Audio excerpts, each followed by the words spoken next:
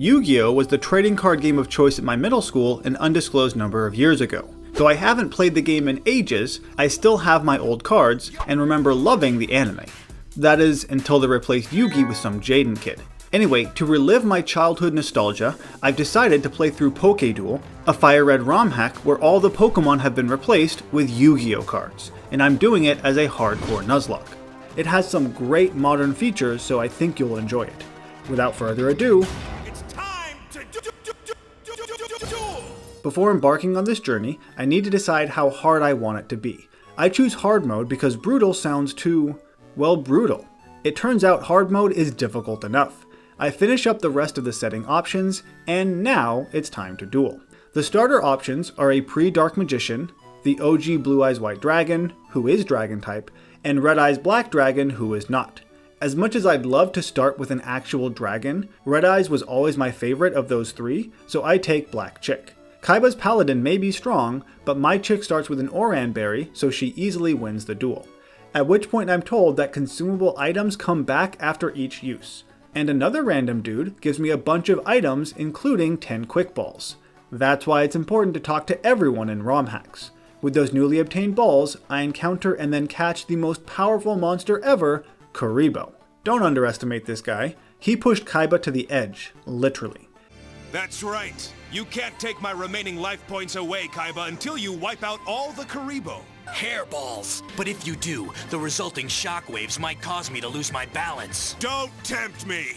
My fate is completely in your hands, Yugi. In Viridian, this fisherman hands me an old rod, which I use to fish up a beaver. Not really what I expected, but beavers do live in the water. Beaver warriors probably not so much. The Poke Centers have another behind-the-counter guy, who is not only a move tutor, he can also change your monster's natures whenever you want for free. Talk about sweet. Something tells me the creators of this game have negative feelings for Konami, and this isn't the only time either. The next monster I get is a Celtic Guardian, an iconic Yugi monster, also used in that Kaiba episode from earlier. But for my Kaiba, he goes into the box to match team sizes. This duel starts with me underestimating Kuriboh's ability to bore my monsters to sleep. I swap around a couple of times to avoid falling asleep, but eventually just give up and let Beaver Warrior just wait it out. That didn't end up working, and he dies. Red Eyes finishes it off, and once again defeats this paladin thanks to the pre-eaten Oran Berry. I'm not gonna lie, sending a monster to the graveyard this early doesn't bode well, but my faith in the heart of the cards continues to burn brightly. Unlike this old guy who gets sucked down to the Shadow Realm right in front of me. The next two encounters are Sagan, a card that I used to have in one of my decks, and Petite Moth. Thanks to Red Eyes blowing through Viridian Forest, giving experience to all my monsters, Petite Moth quickly becomes our first one to evolve into this gross-looking cocoon before becoming a great moth. There is a change in this forest with a small area I can't yet access, and there's all sorts of text changes too with these random NPCs. I feel you, old man. I don't even know what pendulum monsters are. Early Yu-Gi-Oh! Certainly was the best. In Pewter City, I get a monster egg from the scientist, and I'm hoping for something awesome. It ends up being the exact opposite. I've always hated how these things looked. This brings us to Gym 1, where Brock has been replaced by Rex and his obsession with dinos. Being a ground gym leader, I lead with the grass-type Celtic Guardian. After a focus energy, he quickly bullet seeds and defeats the Swamp Battle Guard.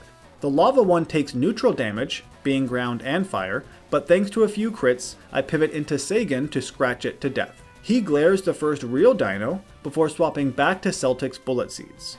Last is two-headed King Rex, who is also flying. Celtic does some damage, and Sagan once again glares. This gross thing does a small amount of damage, before I pivot to Kuriboh for one last attack. That could have been a lot worse. Tia accosts me on my way to Mount Moon and almost defeats my moth, but not quite. She then rewards me for my victory. At level 16, Chick evolves into the iconic Red Eyes Black Dragon. But contrary to that name, he is a fire flyer, still not a dragon. I find the entrance to the GX League, and I'm not only not given access, but I'm outright insulted. How dare you, sir? To heal from that horrific event, I treat myself and buy a brand new monster, Dark Magician Girl. And I'm promptly wrapped up in another rival duel. But not against my typical rival. This time, these Hoenn dudes came to Kanto to duel. This is unfortunately a double duel, which is a bit rough at times, but I end up winning without a single loss. After getting a Moonstone in Mount Moon, go figure, Kuriboh unveils his dark side, becoming quite a bit more powerful. I then hide behind a couple of rocks and conveniently hear about a team-up between Team Rocket and the Rare Hunters led by Odian. They want to get all the pieces of Exodia because back in the day, that was an epic way to win. To prove how evil these guys are, they banish one of their own to the Shadow Realm before leaving.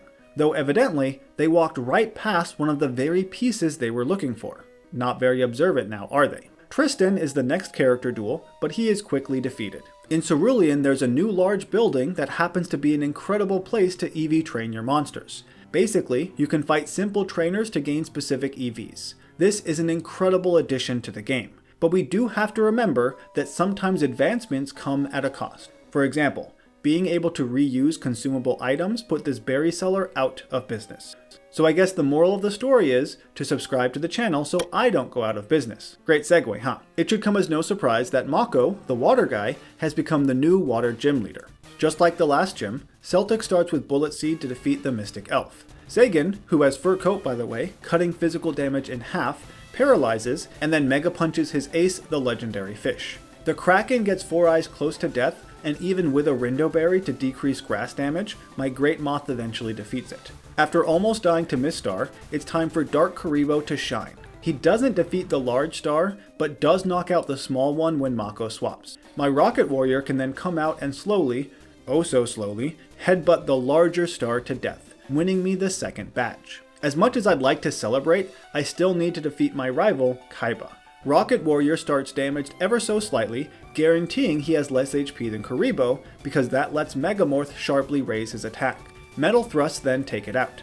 Celtic has a rematch with a Dino, but has to rely on my Moth to finish it off. His Blue Eyes is confused, Megamorphed, and then defeated by Rocket Warrior. Dark Kuriboh tries to defeat his Psychic-type Dark Magician Girl, but to no avail.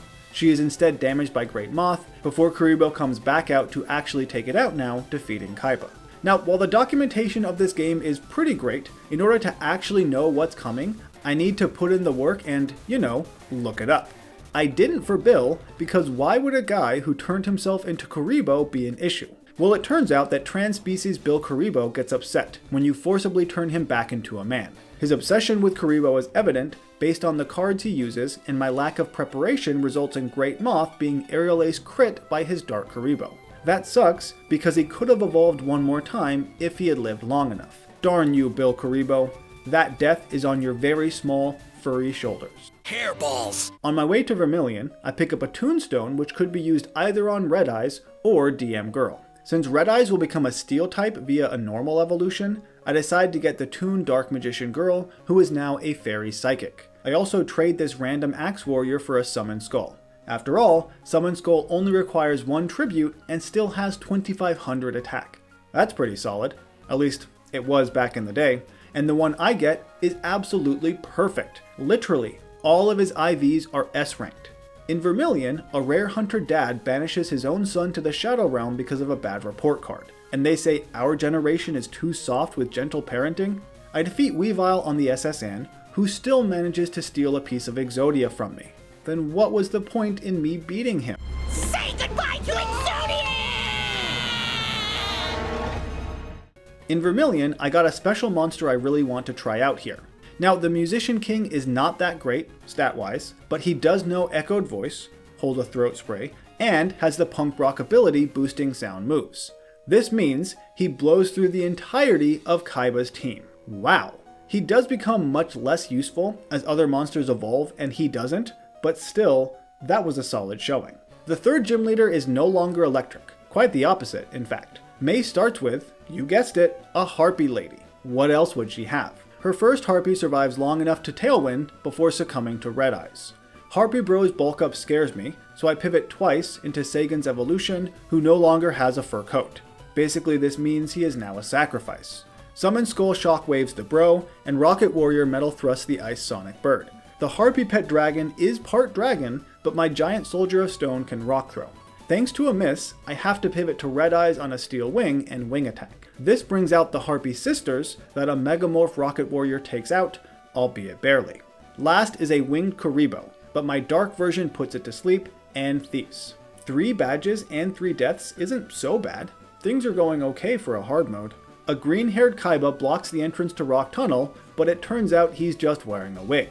There is a separate path to bypass Rock Tunnel that this dude made, but he'll only grant me access after already getting through the cave, making it rather pointless. But I might as well open it once I'm done. Before doing anything else in Lavender Town, I need to infiltrate the Rare Hunter's not-so-secret base, encountering Odian again. I show off my newest fighting card, Amazoness Princess, to brick break the Skull Dice. I try to Rock Tomb his Poison Butterfly, but he pivots to the Grass-type Jerry Bean. When Red Eyes tries to take him out, he pivots again. Basically, this entire duel consists of me swapping to get the type advantage, and him doing the exact same thing. It's quite frustrating, actually. At one point, I bring Red Eyes out on a Leech Seed, and am confident he can defeat this bean. But thanks to 2 successive protects and a relatively strong bean, he is hit by Payback and dies to a freaking Jelly Bean monster. Losing your starter in a Nuzlocke is always rough. Even more so when it's such a pathetic loss. That is beyond frustrating, actually. The rest of his team is defeated without any additional losses, and I even pick up another Exodia piece this guy literally just left behind in his haste, but none of that can improve my mood after dropping Red Eyes Black Dragon into the graveyard. I guess it could be worse. I could be fired from this evil organization and then thrust into the Shadow Realm, but whatever. As I try to leave Lavender, the lame Hoenn rivals pop up again, demanding a double duel, during which the ghost that I just got here dies a painful death. This run has taken a bit of a turn, and these guys don't even go here. I drop 50,000 Pokedollars to help this old lady get her grandkid out of gambling trouble, and I get one of each damage reducing berry in turn, which is all I need since they are reusable now. Finally, I get access to the blocked off area from Viridian Forest, and it's just a guy giving out any shiny bug monster you want. Even though I already got and killed my forest encounter, I decide to get another one because, hey, it's shiny. How could I not? At this point, by using a Thunderstone, Summon Skull evolves into a Black Skull Dragon, a fusion card of Summon Skull and Black Eyes Red Dragon in case you couldn't tell. So it's kind of like Red Eyes is back on the team again, and this time I'll try to be more careful. Little Joey appears to be mind controlled by some evil force, so I knock it out of him. Though based on his English, he's currently having a stroke, so I must have been too forceful. Before the Game Corner Giovanni duel, I once again pick up a piece of Exodia that the bad guys just didn't see. These guys are crazy blind. Though he somehow saw me hiding in Mount Moon, who knows. The duel starts with my Amazoness Queen trying to jump kick his Vor's Raider, but hitting a flying Chimera instead. I pivot to my new starter to slowly feint attack this ground flyer. Queen reappears, and this time is able to jump kick the Raider. A single Cyber Dragon is also kicked, but thanks to Sturdy, the double one survives the hit, bulldozes, and thunderbolts before falling. Queen barely makes it out alive. Celtic is temporarily frozen by a Sword Stalker, but it doesn't last too long, and he also kicks it to death, as well as a slot machine monster. What an appropriate monster to have here.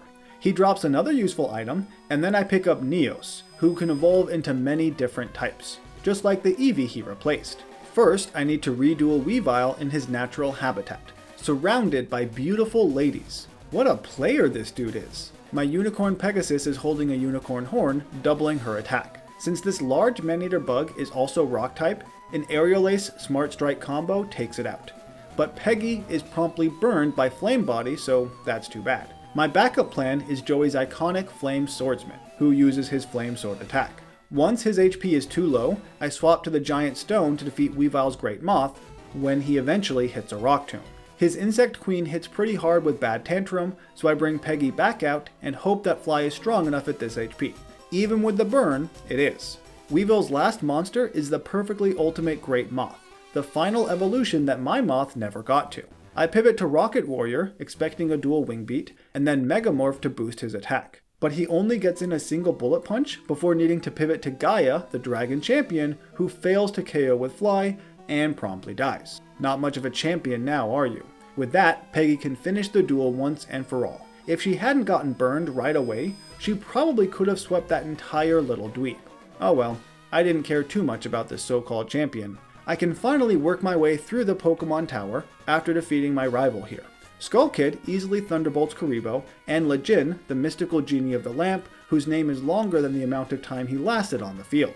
For his Blue Eyes Ultimate Dragon, his final form, Dark Magician Girl avoids a Dragon-type burst stream, Allure Voices, Drain Kisses, and takes a hit in the process. For his DM Girl, I use the shiny Insect Queen for the first time and Leech Life. I evolved Neos into Aqua Neos, by the way, who has Drizzle, and even with a burn, finishes off my rival. I then save Mr. Fuji, who seems to have a hatred for pendulum monsters for some reason, and discover the shrine where Exodia can be summoned. Not that it matters to me. With the Yugi Flute, I awaken Big Shield Gardena, who, as you might imagine, is a defensive tank. Some adult humor later, not entirely sure how to respond to that, I'm given the option of stealing this kid's balloon. Now, I don't really want to, but if it's an option, I have to take it, even if a cop is standing like 10 feet away. We have a very quick duel, at which point he admits what we already all know. Some powerful people are just above the law. Yeah, me too, kid. I can't enter the Fuchsia gym just yet, so I return to Saffron to get Drain Punch and a Punching Kangaroo. Isn't that like every kangaroo? I've seen them. Those guys are buff. I break into Silph Co and immediately have another rival duel. Thankfully, this is almost the last one. His Karibo is a bit faster than last time, so Thunderbolt doesn't quite work as well. But DM Girl's Allure Voice works fine to defeat Blue Eyes. Toon Summon Skull does some damage to the returned Karibo, but it U-turns away again once Toonie falls asleep. DM Girl takes out the Jin with some extra sensory after a special attack boost, and outspeeds to Drain Kiss Karibo. What a pain that was. She Allure Voices the non-dragon, twin-headed Thunder Dragon, but is at risk of dying. New Starter then manages to survive long enough for her to knock herself out, but that wasn't so smooth. Peggy, who is not burned this time, almost defeats his DM Girl with Drill Peck, but she fails and then dies to a crit. That's too bad. I actually like this unicorn thing because double attack is sick. At least Aqua Neos again finishes off my rival with Surf. By the way, I did lose Chimera to a random unimportant trainer a few duels ago, so we now have 2 additional deaths. Speaking of, here are 2 people I'd like to die.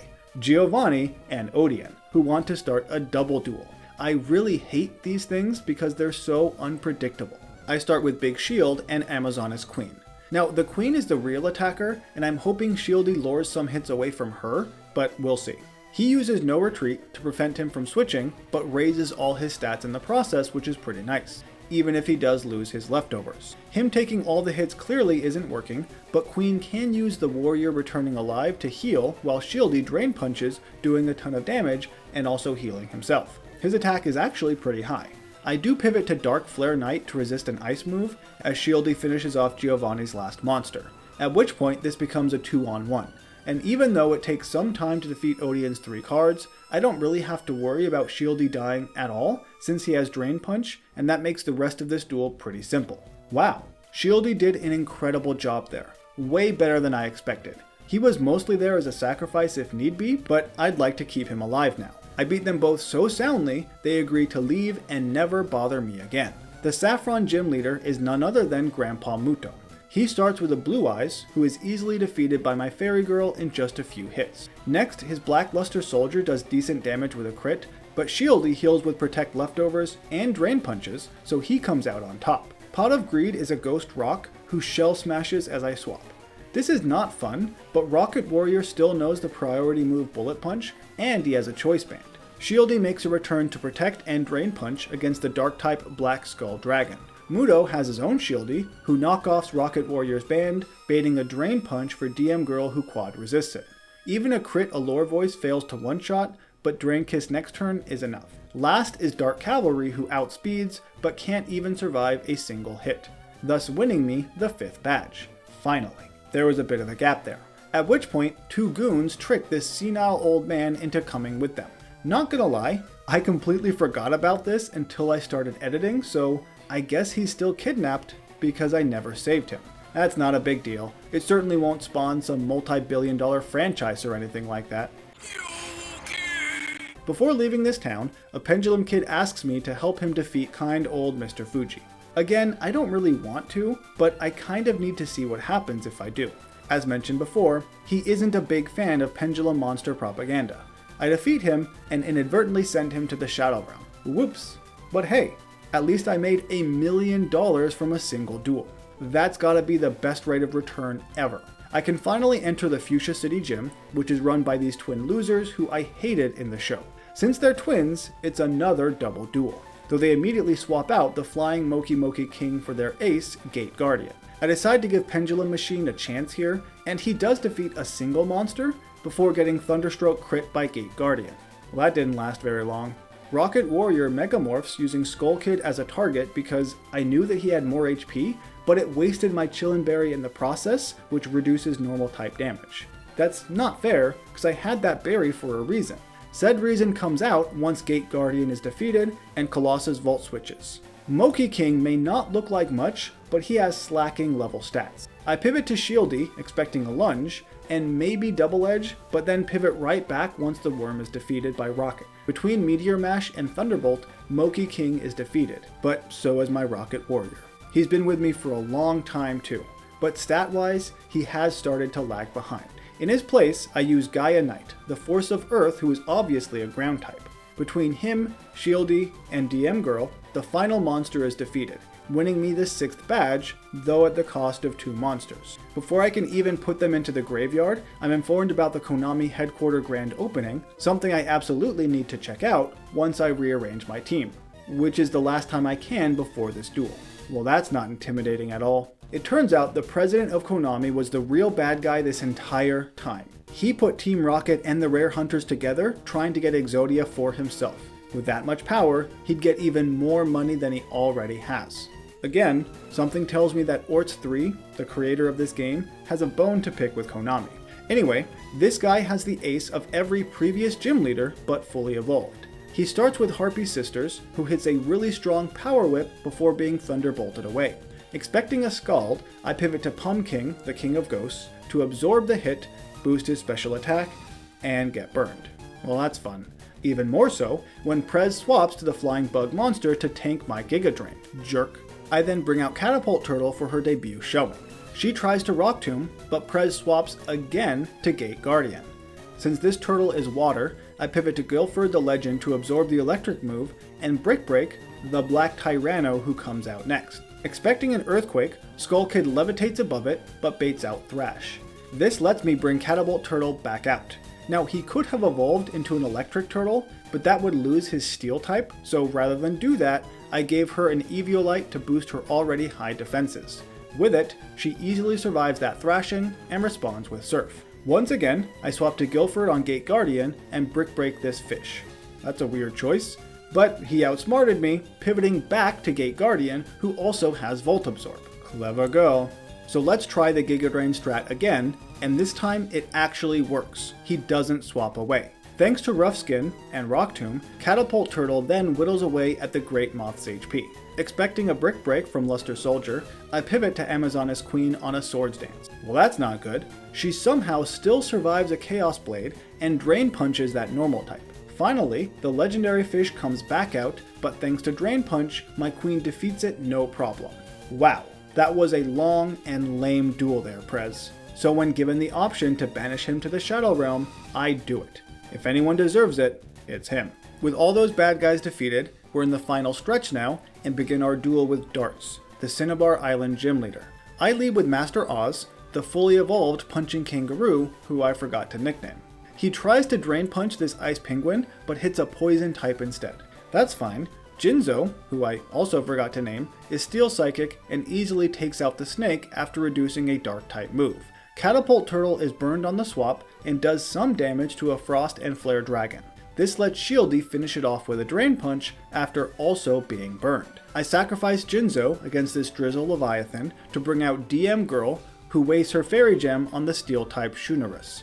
Master Oz takes a hit and Drain Punches that health right back. The Penguin also falls to a punch. The Leviathan is a concern, but I don't want to risk anyone else dying, so Master Oz stays in, survives an Ice Beam, and punches that dragon too, as well as the Neo Aquamador for the win. Like normal, after winning that badge, Bill invites me to join him on a boat going to some mysterious location.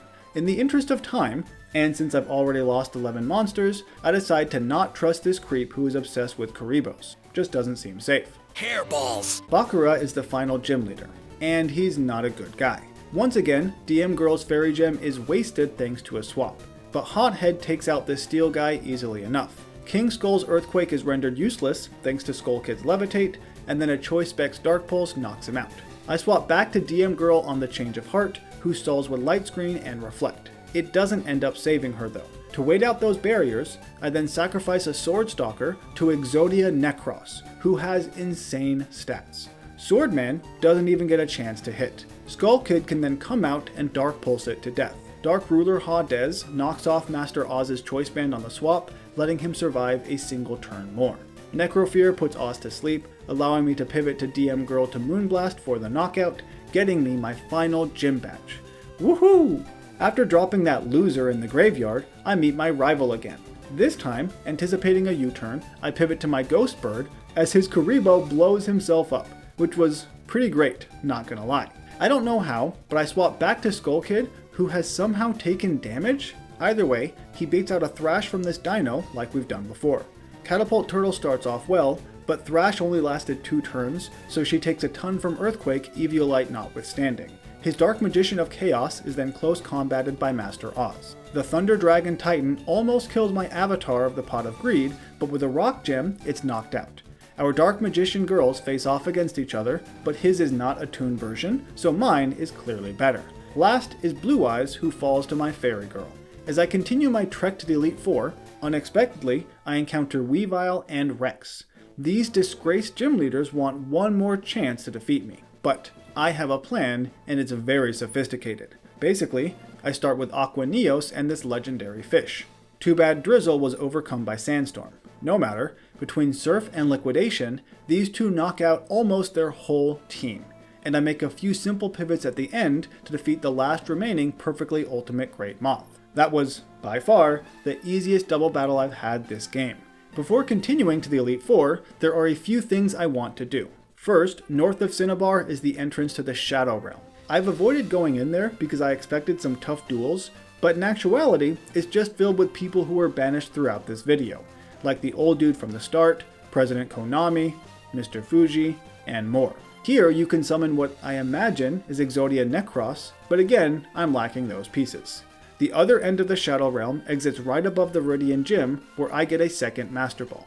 Nice. Zapdos has been replaced with Slifer, the Sky Dragon, but I don't want him. If I get to pick a legendary, I'd rather have Obelisk the Tormentor from the Seafoam Isles. Quick story time. This is the only one of the Egyptian God cards that I had back in the day. You see, I saved up money to get a Shonen Jump subscription. Not so much for the manga. I read some, but it was more my brother's thing. No, what I wanted was the epic blue Obelisk card that came with the subscription. And being the rebel that I am, I 100% used him in duels, even though the card specifically says not to. Nobody tells pre-Nuzlocke Joe what to do. Anyway, I catch this ground-fighting giant guy, and with that, finally start the Elite Four duels. First we have Pegasus, the little cheater with his Millennium Eye. Obelisk starts by earthquaking his first 2 Pokemon, only getting hit by Fake Out.